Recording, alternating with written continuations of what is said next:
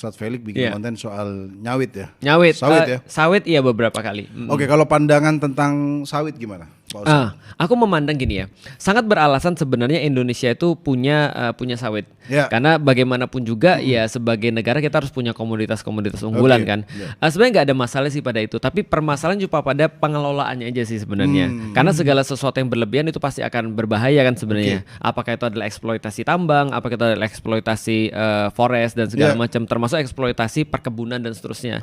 Segala sesuatu yang berlebihan kan pasti nggak baik. Nah, maka kalau kita lihat ya misalnya ya, karena kita perlu sawit misalnya, nah itu harus dihitung keperluan kita tuh sebenarnya berapa sih, dan kalau kita mau ekspor pun berapa sih yang harusnya kita ekspor yang etis secara lingkungan menurutku. Nah itu sih yang sebenarnya jadi masalah, karena yang sekarang terjadi adalah pembabatan hutan besar-besaran. Kalau kita lihat data dari Kompas yang terakhir itu ngeri banget, dan akhirnya itu punya efek, konsekuensinya adalah kehilangan banyak sekali daya tahan terhadap air, atau kemudian kelestarian alam dalam segi diversifikasi atau plasma nutfah yang tanaman ataupun binatang dan segala macam, yang akhirnya pasti mempengaruhi kehidupan orang di situ. Nah menurutku itu sih yang harus dikaji ulang sebenarnya, bukan sawitnya sebenarnya. Bukan sawitnya, Kang, pengelolaannya. Ada kejadian lucu nih Kang. Jadi gini, ada seorang konglomerat 9 naga di Indonesia. Aku tahu sih kayaknya. Berita burung apa kejadian lucu Nggak nih? kejadian lucu ini.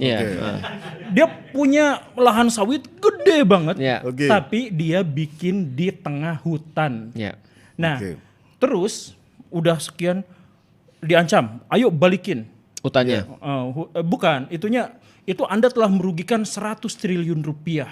Uang negara itu dirugikan sama dia. Nah, terus apa yang terjadi? Dianya di penjara, kemudian lahan sawitnya diambil alih sama negara, terus jadi BUMN.